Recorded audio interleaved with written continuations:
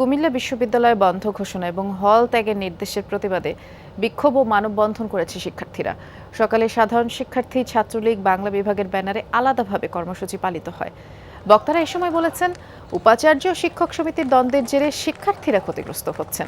বিশ্ববিদ্যালয় বন্ধ ঘোষণা এবং হল ছাড়ার সিদ্ধান্ত প্রত্যাখ্যানের কথাও জানানো হয়।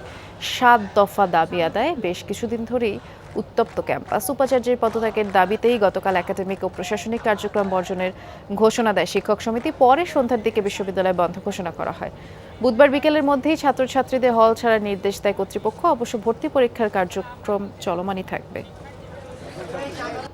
আজকে ভিসি কোথায়? ভিসি যদি সাধারণ শিক্ষার্থীর পক্ষে হতো, তার সন্তানের মতো আমরা শিক্ষার্থীরা আমরা এই রোদের তাপদাহে দাঁড়িয়ে আছি। তিনি কোথায়? তিনি ঢাকায় যেয়ে তার গেস্ট হাউসে বসে আছেন। বিশ্ববিদ্যালয় অনির্দিষ্টকালে বন্ধ দিয়ে আমাদের পরীক্ষা এবং ক্লাসগুলো চলছে, এগুলো যে বন্ধ হয়ে গেছে, এটা আমাদের ক্ষতি হচ্ছে। শিক্ষক সমিতির সাথে প্রশাসনের যে দ্বন্দ্ব চলছে, সেটা কিভাবে বন্ধ করা যায় এবং সেই বিষয়ে শিক্ষক সমিতির সাথে আলোচনা করে আমরা অতি শীঘ্রই আশা করি এই সমস্যার সমাধান করতে পারব।